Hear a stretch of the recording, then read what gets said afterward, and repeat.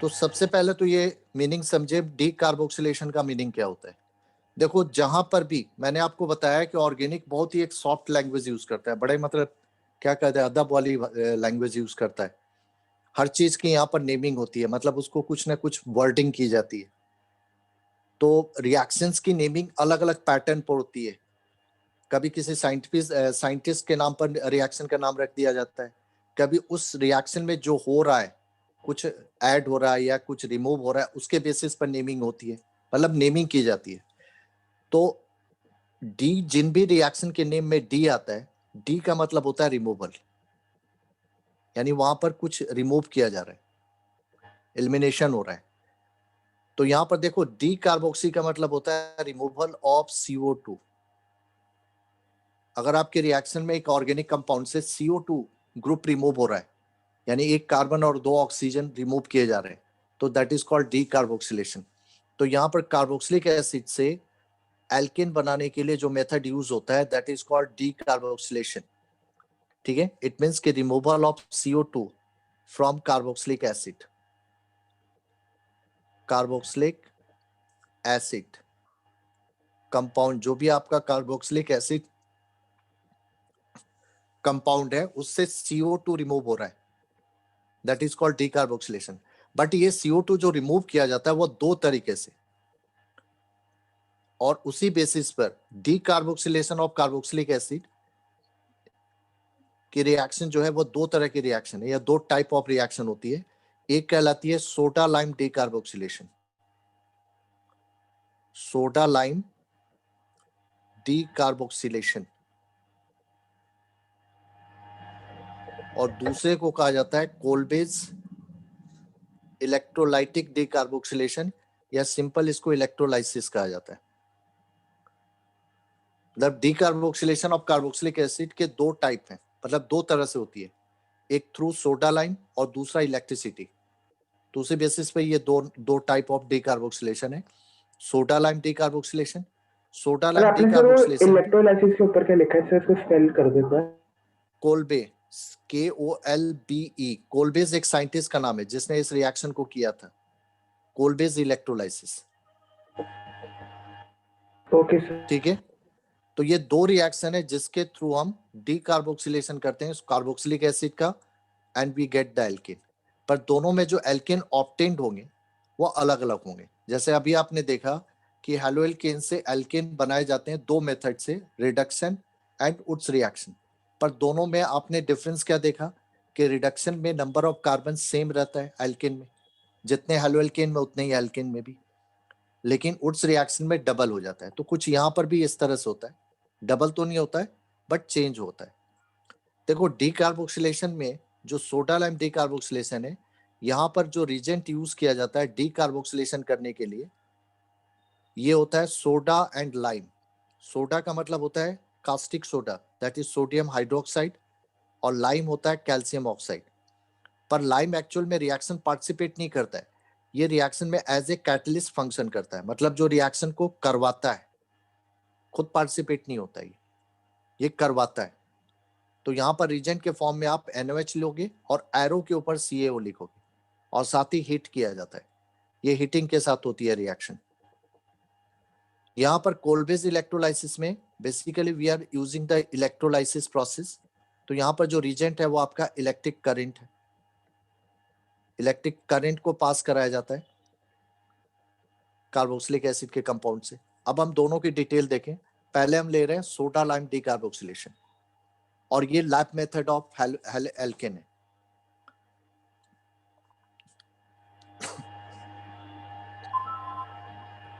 Soda lime decarboxylation,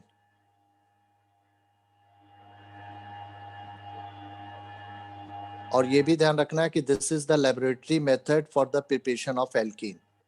तो अगर आता है कि right a laboratory method for the preparation of alkene, तो वहां पर यही मेथड आपको यूज करना है, यानी जो जिस मेथड से लैब में जनरली एल्कीन प्रिपेयर किए जाते हैं, तो उस रिएक्शन को हम लोग लैब मेथड भी कहते हैं। इसमें देखो क्या होता है कि एक्चुअल में हम कार्बोक्सिलिक एसिड डायरेक्ट नहीं लेते, आप उसका सोडियम सॉल्ट लेते हो। तो बेसिकली है कि when sodium salt of carboxylic acid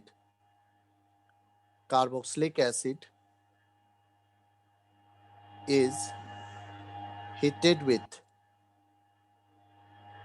soda and lime,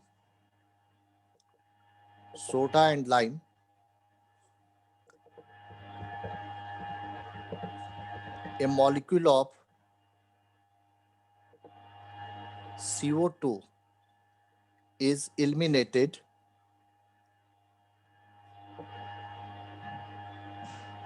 and an alkane having one carbon lesser than carboxylic acid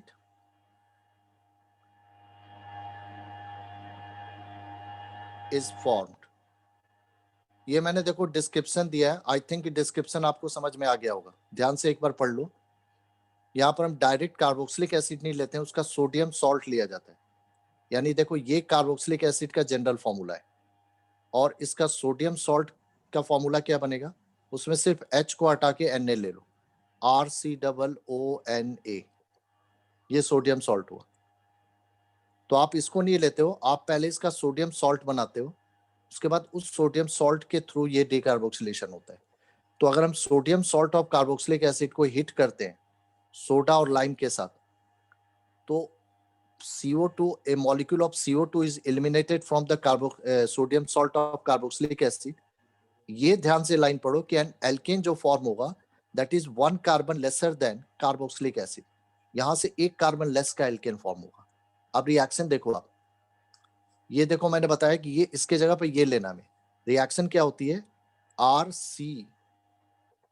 RCOONA plus soda यहाँ पर एक्चुअल रिएक्शन करता है, लाइम यहाँ पर एज ए कैटलिस्ट का फंक्शन करता है, तो एरो के ऊपर लिखना है, यहाँ पर हीट लिख दो आप, कोई टेम्परेचर लिखने की जरूरत नहीं है, बुक वगैरह में टेम्परेचर लिखा हुआ है, बट टेम्परेचर मत लिखो, हीट वर्ड लिखो या इसके जगह पर ये साइन दे दो, this is a symbol of heat. ऐसा नहीं है कि आपको टेम्परेचर लर्न करना है, ठीक है। अब यहाँ पर देखो क्या होगा कि ये जो CO2 निकलता है ये NaOH के साथ रिएक्ट होके कार्बोनेट में कन्वर्ट हो जाता है। तो बेसिकली यहाँ पर देखो एलिमिनेटिंग पार्ट क्या होगा, ये यहाँ से R के बाद से पूरा ये COO निकलेगा अलॉन्ग विथ सोडियम, और ये NaOH के NaO के साथ कंबाइंड होकर कार्बोनेट में चला जाएगा और ये H R के साथ आ जाएगा। तो ये आपका बन जाएगा RH, that is alkane, but यहाँ पर नंबर ऑफ कार्बन यहाँ से लेस हो गया क्योंकि ये कार्बन लॉस हो गया यहाँ पर, प्लस साइड प्रोडक्ट बनता है सोडियम कार्बोनेट, ये सिंबल है, ये इसका जनरल फॉर्म हुआ। अब जैसे मान लो, अब एग्जांपल रिएक्शन इसी पैटर्न पे बनेगा, जैसे मान लो मैंने लिया का सोडियम इथेनोइक एसिड का सोडियम सॉल्ट, सोडियम इथेनोएट, इसको NaOH के साथ हिट किया, यहाँ पर लिखा CaO एरो। हमें क्या करना है, यहाँ पर देखो 2 कार्बन है कार्बोक्सिलिक एसिड में, अब यहाँ से ये C निकल जाएगा, ये पूरा H इसके साथ आ जाएगा, तो ये बन जाएगा CH4 plus sodium carbonate. Yes बेटा, समझ में आ गया। तो यहाँ पर देखो 2 कार्बन थे, यहाँ 1 कार्बन का एल्केन बना, तो वही दिया हुआ है कि यहाँ पर जो आपका एल्केन फॉर्म होगा that is 1 carbon lesser than carboxylic acid. Clear है? Yes sir. यस बेटा, क्लियर है सबको ये रिएक्शन? Yes sir. इसका मतलब कि यहाँ पर 2 का लोगे तो यहाँ पर 1 कार्बन का एल्केन बनेगा, अगर यहाँ पर 3 का लोगे तो यहाँ पर 2 का बनेगा, एक कम करना है। जैसे मैं 3 का भी लेके दिखा रहा हूं कि अगर मैं प्रोपेनोइक एसिड का सोडियम सॉल्ट लेता हूं, जैसे CH3 CH2 COONA plus NaOH CaO heat, यहाँ पर क्या करना है, COONA वाला पार्ट ही हटाना है और इधर से H को, ये पूरा पार्ट मिलकर बन जाएगा कार्बोनेट, और ये H यहाँ पर डाल दोगे तो ये देखो क्या बन गया, CH3 CH3 प्लस Na2CO3, यहाँ पर देखो 3 कार्बन थे, यहाँ पर 2 कार्बन का बना एल्केन, इथेन बना, जबकि यहाँ पर आपने लिया था सोडियम प्रोपायोनेट।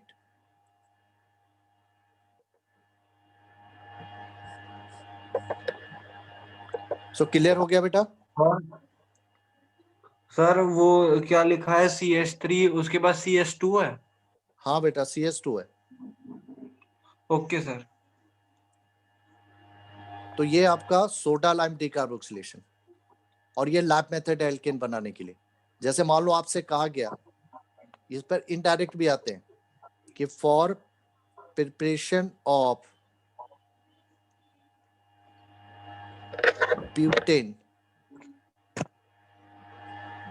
in lab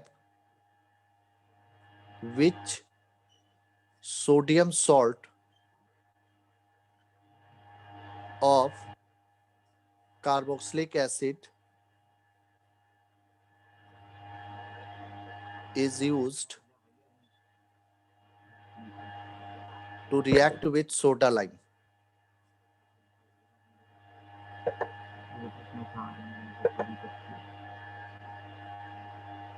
ये देखो, इन पर इस तरह से भी क्वेश्चन आ सकते हैं एमसीक्यू बेस होकर।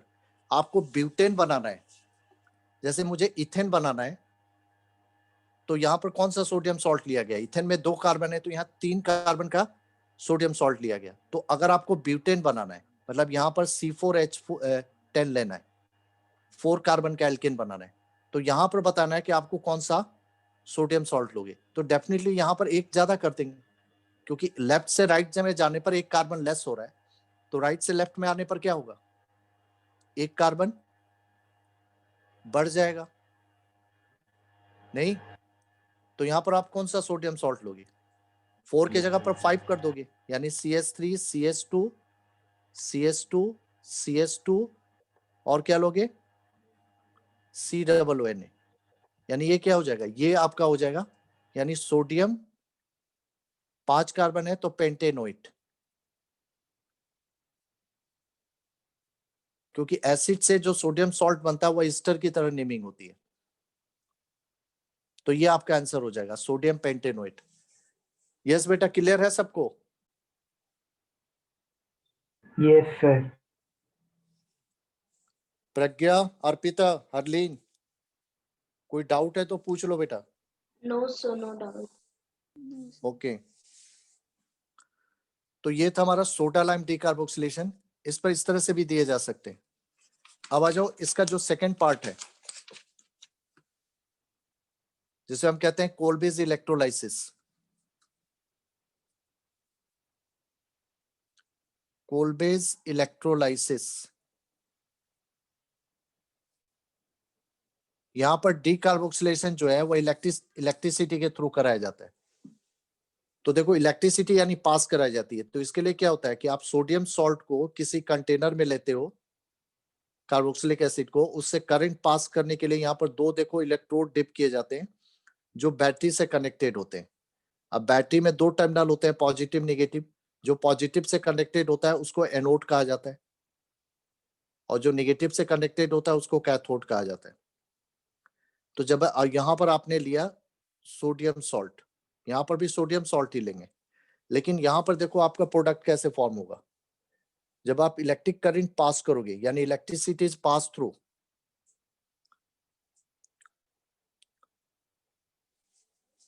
तो यहाँ पर देखो electrolysis of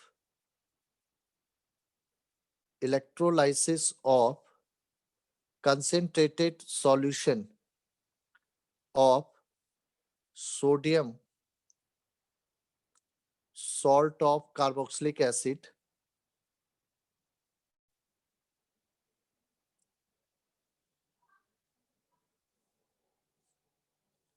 gives higher alkane। यहाँ पर ये वर्ड ध्यान देना, हायर एल्केन आ गया। हायर का मतलब हो गया कि नंबर ऑफ कार्बन बढ़ेंगे। हायर वर्ड का मीनिंग यहाँ पर ये है कि आपके कार्बोक्सिलिक एसिड से कॉरेस्पॉन्डिंग जो एल्केन बनेगा उसमें नंबर ऑफ कार्बन मोर होंगे। सॉरी, पीछे जो था वहां पर लेस हो रहा था, 1 से, यहाँ पर इंक्रीज होगा, बट कोई जरूरी नहीं कि 1 से इंक्रीज होगा। ये 2 से भी हो सकता है, 3 से भी हो सकता है।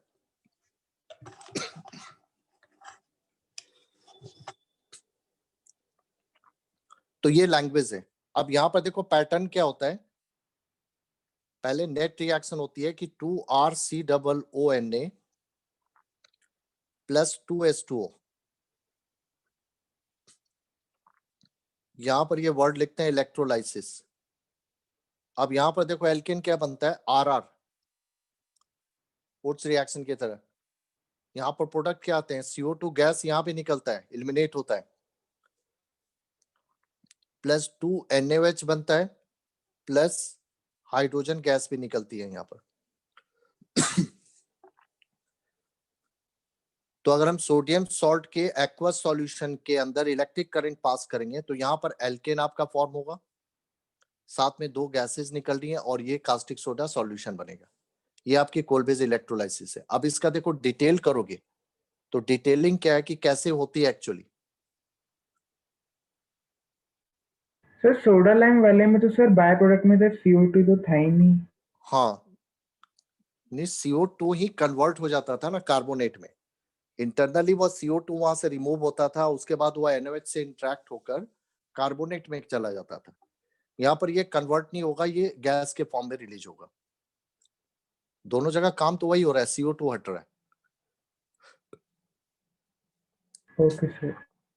ठीक है, यहाँ पर देखो क्या होगा कि आप जब सोडियम सॉल्ट लोगे तो यहाँ पर देखो माइनस प्लस है, आयनिक बॉन्ड है, तो सबसे पहले सॉल्यूशन में ये ब्रेक होगा आयंस में, RCOO minus plus Na positive. साथ ही वाटर के भी आयनाइजेशन होगा, वाटर का आयनाइजेशन रिवर्सिबल होता है, ये देगा H plus plus OH minus. अब यहाँ पर देखो दो एनाइन दो केटाइन है, यहाँ पर क्या होगा कि सबसे पहले यहाँ पर मैंने आपको बताया ना कि यहाँ पर आयन जब बनते हैं तो ये आयन अपोजिट इलेक्ट्रोड पर अट्रैक्ट होते हैं। एनोड जो होता है वो पॉजिटिव इलेक्ट्रोड है, कैथोड नेगेटिव, तो सारे नेगेटिव आयन एनोड के सरफेस पर जाते हैं और केटाइन जो होते हैं वो कैथोड के सरफेस पर जाते हैं। तो यहाँ पर ये जो होंगे नेगेटिव आयन वाले ये एनोड पर जाएंगे जहां पर पॉजिटिव इलेक्ट्रोड है। ठीक है, अब एनोड पर क्या होता है, ऑक्सीडेशन। एनोड पर प्रोसेस क्या होता है, ऑक्सीडेशन, इट मींस की लॉस ऑफ इलेक्ट्रॉन। तो लॉस ऑफ इलेक्ट्रॉन कैसे होगा, नेगेटिव चार्ज के फॉर्म में। तो यहाँ पर आपके क्या होंगे कि ये RCOO माइनस जो है इसके दो मॉलिक्यूल आएंगे, यानी दो एनाइन मिलकर ये बनाएंगे 2RCOO न्यूट्रल स्पेसिस और प्लस 2 इलेक्ट्रॉन। ठीक है, अब ये न्यूट्रल अनस्टेबल स्पेसिस है, ये डिकम्पोज होगा तो ये देगा RR जो डिपॉजिट होगा और प्लस CO2, यानी RR मिल जाएगा और 2CO2 मिलेगा, ये गैस के फॉर्म में रिलीज हो जाएगा। अप एरो का मतलब ये गैस बन के निकल गया। तो आपका मेन प्रोडक्ट ये बना और ये, तो एनोड पे ये दो प्रोडक्ट बनेंगे, हायर एल्केन, क्योंकि यहाँ पर देखो RR होना मतलब नंबर ऑफ कार्बन बढ़ रहे हैं। सर सर ठीक ये है, एनोड ये वाला फिर रिएक्शन से बता दोगे। एनोड पर ऑक्सीडेशन होता है, oxidation means loss of electron. तो आपके जो सॉल्यूशन के अंदर जो एनाइंस है, एनाइन कौन कौन से, RCOO माइनस और OH माइनस, ये इन दोनों में से कोई एक जाएगा, दोनों एक साथ नहीं जाते हैं क्योंकि ऑक्सीडेशन रिडक्शन किसी एक का होता है, तो जिसकी पोटेंशियल वैल्यू हायर होती है वो जाता है। तो यहाँ पर RCOO माइनस पार्टिसिपेट करेगा ऑक्सीडेशन में एनोड पर जाकर, तो वहां पर RCOO माइनस से भाई एनाइन दो है बट जो ऑक्सीडेशन होगा एक का होता है, क्योंकि वहां कंपटीशन होती है कि कोई एक होगा, एक साथ दोनों नहीं होते, यानी OH माइनस सॉल्यूशन में ही रह जाएगा। ठीक है, ये आपका डिस्चार्ज हो गया और ये डिस्चार्ज होकर दो चीजें बनाए, RR और 2CO2। इसी तरह कैथोड पर आपके पॉजिटिव आयन जाएंगे, तो पॉजिटिव आयन दो है, H प्लस है, Na प्लस है। अब यहां पर देखो H प्लस जाएगा, ठीक है, यहां पर H प्लस जाएगा, तो यहाँ पर जो दो इलेक्ट्रॉन आपको रिलीज किए गए वो आपके वायर के थ्रू कैथोड के सरफेस पर जाएंगे और 2H प्लस जो होगा वो इन दो इलेक्ट्रॉन को गेन करके H2 गैस बन के रिलीज हो जाएगा। अब देखो ये, अब जो पार्टिसिपेट नहीं किए रिएक्शन में, कौन कौन नहीं किया, Na प्लस और OH माइनस, ये आपस में कंबाइंड हो जाएंगे, ये सॉल्यूशन के अंदर कंबाइंड हो जाएंगे। तो Na प्लस और OH माइनस कंबाइंड होकर NaOH सॉल्यूशन बना देंगे, तो आपका इलेक्ट्रोलाइट जो है वो NaOH सॉल्यूशन में कन्वर्ट हो गया। तो ये समझ में आया कि प्रोडक्ट कैसे बने। अब ये इतना डिटेल आपको तब लिखना होगा कि अगर ये डिस्क्राइब द रिएक्शन में आता है, और नहीं तो सिंगल में आता है तो ऊपर जो मैंने लिखा है इस तरह से आप लिख के एक ही साथ लिख दो, ये नेट रिएक्शन हुई। यस बेटा, क्लियर है? जी सर। अब देखो एग्जाम्पल रिएक्शन हम लेते हैं इसका। जैसे हमने सपोज करो CH3COO ने 2 कार्बन का सोडियम सॉल्ट लिया, ठीक है, मैं इसको नेट रिएक्शन में लिख रहा हूं, 2CH3CNO प्लस 2H2O, इलेक्ट्रोलाइसिस किया। आपको करना क्या है, आप ध्यान देना, वहां मैंने क्या लिखा है फॉर्मूला, RCOO से एल्केन जो बनाना है वो RR करना है। R का मतलब जो C डबल के बगल वाला पार्ट है, यहाँ पर बगल वाला पार्ट क्या है आपका, ये आपका R हुआ, तो इसको आप रिपीट कर दो, CH3CH3 यानी इथेन बना, प्लस और क्या प्रोडक्ट होंगे, 2CO2 plus 2NaOH plus H2।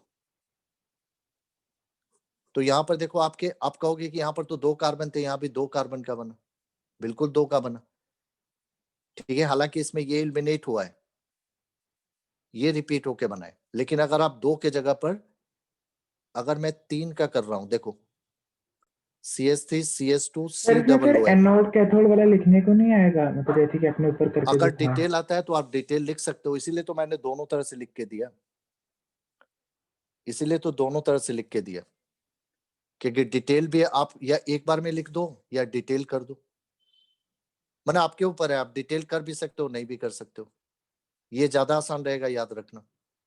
अब यहाँ पर देखो, ये मैंने लिया था सोडियम इथेनोएट, यहाँ पर नंबर ऑफ कार्बन में कोई चेंजेस नहीं हुए, ये 2 कार्बन का था, यहाँ भी 2 कार्बन का इथेन बना। लेकिन अगर आप 3 का जब ले रहे हो, क्योंकि ये पार्ट R होता है, COO को हटा के प्लस 2H2O, यहाँ पर देखो प्रोडक्ट क्या आएगा, ये वाला पार्ट रिपीट होगा, CH3CH2, फिर उसको रिवर्स करके रिपीट कर दो, CH2CH3, यानी यहाँ पर 4 कार्बन का एल्केन बना, 4 का, यहाँ पर 3 थे, यहाँ 4 हो गया, एक बढ़ गया। पर डबल होने का कोई ऐसा लॉजिक नहीं है, हायर का मतलब, यस बेटा आशीर्वाद, क्या हुआ? नहीं सर, वो मैं गलती से इधर लिख दिया था। अच्छा, मैंने ऐसा कुछ नहीं है कि यहाँ डबल होगा, ठीक है, कभी 1 कार्बन बढ़ेगा, कभी 2 कार्बन बढ़ेगा, मतलब ऐसा कोई रेपो फॉर्मूला यहाँ पर नहीं होगा, बस ये है कि RR करना है, 2NaOH प्लस H2। अब यहाँ पर देखो फर्क नजर आ गया आपको,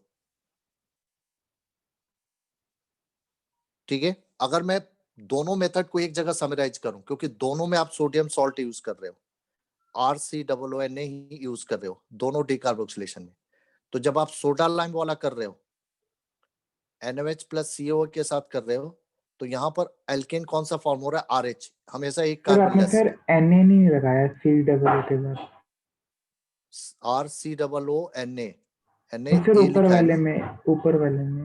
अच्छा अच्छा, ये छूट गया बेटा, लगा लेना, ठीक है, ये मैं दिखा रहा हूं दोनों का, ये समरी हम एक तरह से लिख रहे हैं, दोनों जो हमने रिएक्शन पढ़ी, ध्यान से देखो कि जब आप सोडा लाइम करते हो तो RCOO से जो एल्केन बनता है वो RH होता है, और जब आप कोलबेज इलेक्ट्रोलाइसिस करते हो तो यहाँ पर जो एल्केन बनता है वो RR बनता है, ये आप फॉर्मूला की तरह रख लो, सोडा लाइम में RH बनेगा, यहाँ पर RR बनेगा। अब क्लियर है बेटा?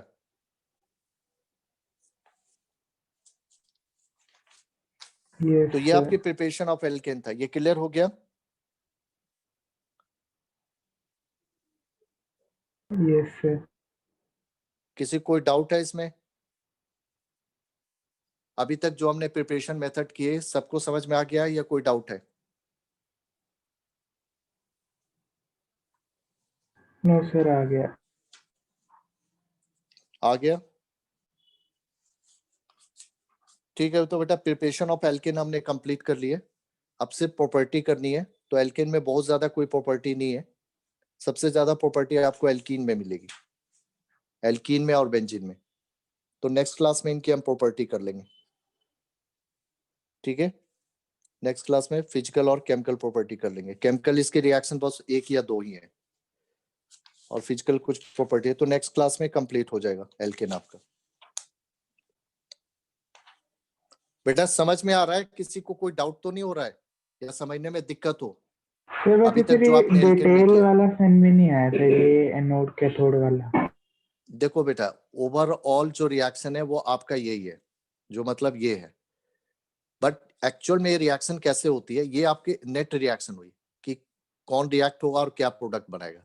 लेकिन जब आप डिटेलिंग कर रहे हो, क्योंकि इलेक्ट्रोलाइसिस का मतलब होता है कि decomposition of A compound by passing electricity, किसी कंपाउंड को ब्रेक करना छोटे कंपाउंड्स में, उससे इलेक्ट्रिसिटी पास करके। और ये कैसे पास कराया जाता है? उसके एक्वस सॉल्यूशन में। तो यहाँ पर जैसे हम सोडियम सॉल्ट के एक्वस सॉल्यूशन में जब इलेक्ट्रिसिटी पास करते हैं, तो यहाँ पर क्या होता है कि एक्वस सॉल्यूशन में आपका कंपाउंड पर सबसे पहले आयनाइज होता है, आयनाइज होकर वह केटायन एनायन में कन्वर्ट होता है। अब ये केटायन एनायन इलेक्ट्रोड से अट्रैक्ट होते हैं, ठीक है, और ये इलेक्ट्रोड के सरफेस पर जाकर ऑक्सीडेशन या रिडक्शन, जैसे एनोड पर ऑक्सीडेशन होता है यानी लॉस ऑफ इलेक्ट्रॉन, कैथोड पर रिडक्शन होता है यानी गेन ऑफ इलेक्ट्रॉन, ठीक है। तो इस प्रोसेस के थ्रू वो न्यूट्रल कंपाउंड में कन्वर्ट होते हैं और इसी को कहा जाता है इलेक्ट्रोलाइसिस। तो ये नेट रिएक्शन थी, उसी का मैंने डिटेल किया इस रिएक्शन के लिए, कि यहां पर दिखाया कि मैंने पहले कि इसके कंपाउंड पहले आयनाइज हुआ, फिर वाटर आयनाइज हुआ, अब ये आयन इलेक्ट्रोड से अट्रैक्ट होंगे, ठीक है। तो यहाँ दो केटायन दो एनाइन, कोई एक अट्रैक्ट होता है, जैसे एनोड एनाइन को अट्रैक्ट करेगा तो दो एनाइन है, RCOO माइनस OH माइनस, तो उसमें से RCOO माइनस अट्रैक्ट होता है। क्यों यही अट्रैक्ट होता है? तो वहां एक रूल होता है कि सबकी पोटेंशियल वैल्यू होती है, तो जिसकी पोटेंशियल वैल्यू हायर होती है वो अट्रैक्ट होता है। ये हम नेक्स्ट ईयर जब इलेक्ट्रोकेमिस्ट्री पढ़ेंगे तो वहां पर और ज्यादा क्लियर होगा। अभी आप मान लो कि इन दोनों में इसका पोटेंशियल वैल्यू हायर है, तो इसलिए ये अट्रैक्ट होता है एनोड पर, RCOO माइनस जाता है। तो ये जब जाता है तो ये देखो आपका पहले ये न्यूट्रल स्पेसिस अनस्टेबल 2RCOO बनाता है और 2 इलेक्ट्रॉन रिलीज कर देता है। अब ये अनस्टेबल है तो ये ब्रेक हो जाता है, तो ये 2RCOON है, तो इसके दोनों R अलग हो जाते हैं, RR बॉन्ड बनाकर, और यहाँ से 2 CO2 निकल जाता है। तो ये आपके जमा हो जाता है, ये निकल रिलीज हो जाता है एयर में। उसी तरह कैथोड पर H+ और Na+ में H+ जाता है क्योंकि स्मॉलर साइज आयन है, ये फास्टली अट्रैक्ट हो जाता है। ये वहां पर जब जाता है तो एनोड पे जो 2 इलेक्ट्रॉन रिलीज हुए हैं वो कैथोड के सरफेस पर आ गए हैं वायर के थ्रू, तो ये उनको गेन करके न्यूट्रल हाइड्रोजन गैस में कन्वर्ट हो जाता है। अब जो आयन पार्टिसिपेट नहीं किए वो आपस में कंबाइंड हो गए, तो वही NOH बन जाता है सॉल्यूशन। तो ये डिटेल आपको लिखना जरूरी नहीं है जब तक कहा ना जाए, आप इसको नेट रिएक्शन फॉर्म में भी लिख सकते हो, और ये मैंने उसी का एग्जाम्पल फॉर्म लिया है। अगर इनका डिटेल भी करना हो तो उसी तरीके से करना है। क्लियर है बेटा? Yes sir, yes sir.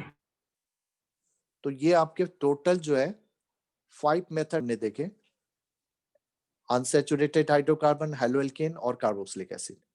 I think इसमें किसी को कोई डाउट तो नहीं है, क्योंकि पूरी डिटेलिंग के साथ मैंने रिएक्शन करवा दी है।